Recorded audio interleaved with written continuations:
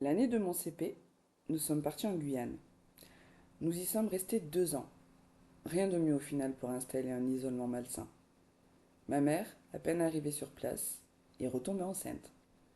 Je me souviens que mon frère aîné rentrait au collège. Il a rencontré quelques difficultés avec certains de ses camarades. Mon beau-père prenait ça pour une faiblesse. Je l'ai vu le malmener. On va pas se cacher, il avait la main leste, soi-disant pour l'endurcir. Cela n'a pas vraiment fonctionné, bien au contraire. Je me sentais perdu dans ce monde d'adulte. Je me souviens que par moments, je me cachais, pour voir si on me cherchait. Ma mère qui parlait de mon père, l'autre, ou le connard, et mon père qui versait sa rancœur de la séparation sur moi. Les seuls lieux où je me sentais enfant protégé étaient chez mes grands-mères. Pendant le mois de vacances avec mon père, on allait chez Mamie Louise, la douceur incarnée. Mon père, étant né avec un handicap, en prime durant la guerre, elle avait tellement culpabilisé qu'elle en avait fait un enfant tyran avec son entourage. Il ne pouvait donc pas s'occuper de moi durant tout le mois de vacances, donc on allait chez elle. Aussi, mes parents se vouaient une telle haine que cela se reportait sur ma prise de poids. Ma mère, avec ses troubles alimentaires, me mettait au régime. Mon père, quant à lui, me faisait grossir, estimant que j'étais trop mince. Il n'était pas rare que le retour de chez lui, j'avais pris une bonne taille en plus, au grand désespoir de ma mère. Ce qui accentuait encore plus le ressenti, et moi, tel un ballon que l'on se renvoie. J'en faisais les frais. Cette course à la perte de kilos sera par la suite l'un des fardeaux de ma vie. Une chance que j'avais l'école, où d'ailleurs je me sentais bien. Je m'en sortais d'ailleurs pas mal. Deuxième ou première, avec en contrepartie l'exigence de ma mère. Peu importe le classement, tu peux toujours mieux faire, n'est-ce pas? J'ai passé d'excellents moments en Guyane, en découvrant de nouvelles cultures, de nouvelles choses, les festivités du carnaval, les îles du Salut, avec la découverte du bagne, qui m'avait beaucoup marqué. Avec mon frère aîné, nous avions même eu la chance de partir en colonie, 3 semaines en Martinique, au top.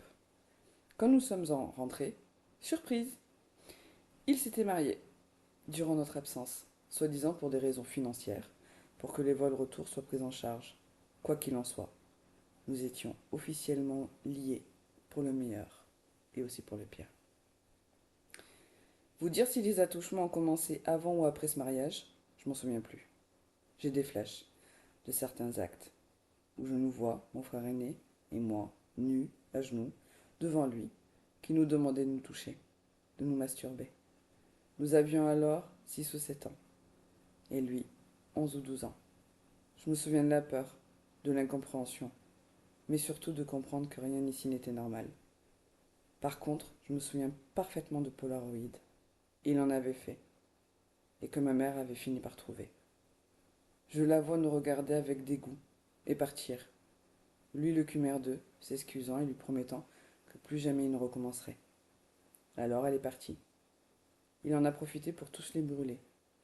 Genre, une fois détruit, tout rentrerait dans l'ordre. Preuve qu'il avait raison, puisqu'il allait rentrer, et nous n'en avons plus jamais parlé. De retour en métropole, mon frère aîné s'est installé chez ma grand-mère maternelle. Nous y avons passé quelques jours avant d'aménager dans une nouvelle adresse. Lors de ce séjour, ma grand-mère m'a prise à part et m'a posé des questions. Mon grand frère avait parlé. J'étais prise au dépourvu. Je ne l'explique pas. J'ai nié. De mémoire, elle me posait énormément de questions concernant ma mère. Je devais donc la protéger, même si je savais que c'était pas normal. Bizarrement, après ça, nous lui avons plus rendu visite pendant des années. Nous avons passé un an à Marseille, le temps de mon CE2. Et l'année suivante, nous avons aménagé à Aubagne, dans une résidence militaire. À Marseille, je ne me souviens pas d'attouchement, sans doute du fait que sa mère à lui nous rendait visite. Ma mère, ayant trouvé un emploi de vendeuse en boulangerie, je me souviens d'une raclée reçue par ma mère, puisqu'elle avait reçu des plaintes de mon comportement de la part de sa belle-mère. Désolée, je n'avais pas aimé les vêtements préparés la veille pour aller à l'école. Le ceinturon, ça fait mal. Mes fesses s'en souviennent encore. Je me souviens de m'être renfermé encore plus, et des remarques de ma mère. Tu fais toujours la gueule. Je leur parlais que si c'était nécessaire, pas plus. Je ne sais pas pourquoi. Une fois arrivé au bagne, sa mère a arrêté de nous rendre visite. D'ailleurs, je ne l'ai plus jamais revue. Nous y sommes arrivés quand je rentrais au CM1. J'étais loin d'imaginer que les 2 années qui allaient suivre allaient être les pires. Je me souviens de la visite de mon frère aîné, qui d'ailleurs sera la dernière. Je ne sais pas comment mon beau-père a manœuvré pour que l'on se retrouve seuls tous les trois. Cet après-midi-là a été un carnage.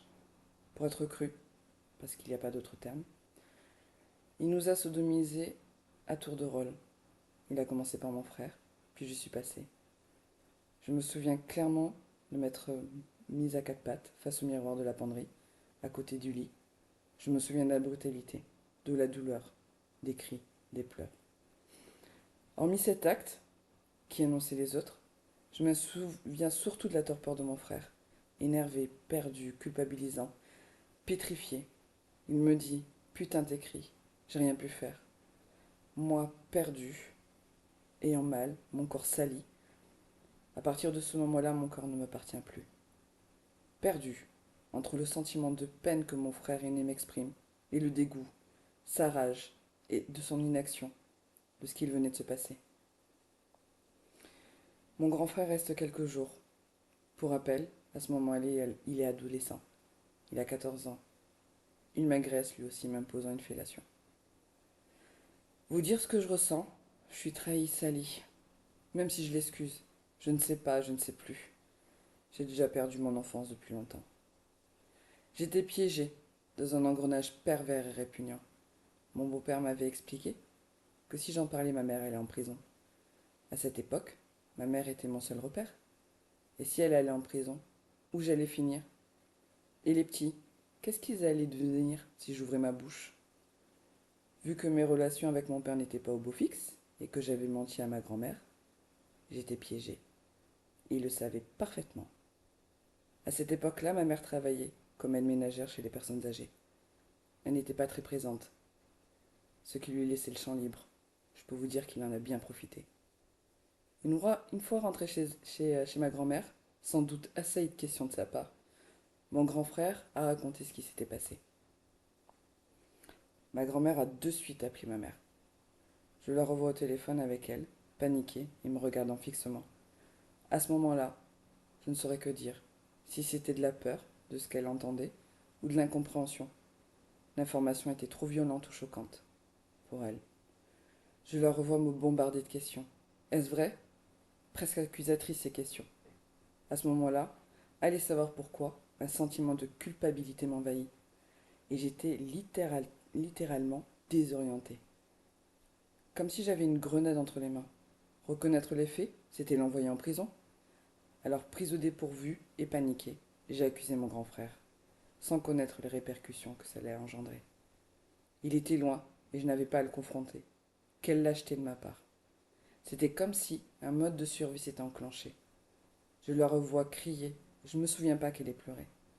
Elle était en colère, c'était certain.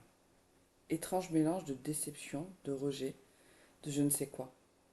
Elle avait un aspect fragile malgré la posture qu'elle se donnait, et je sentais qu'une partie d'elle avait vacillé. Je ne me souviens pas vraiment de l'attitude de mon père. Je sais juste que c'était comme si j'avais passé un test de confiance ou de loyauté à sa perversité, à mes dépens. Je venais de passer un pacte de mensonge et de silence avec le diable. À la suite de cette pseudo-révélation, ma mère m'amène chez le médecin. Il m'ausculte, il me pose des questions.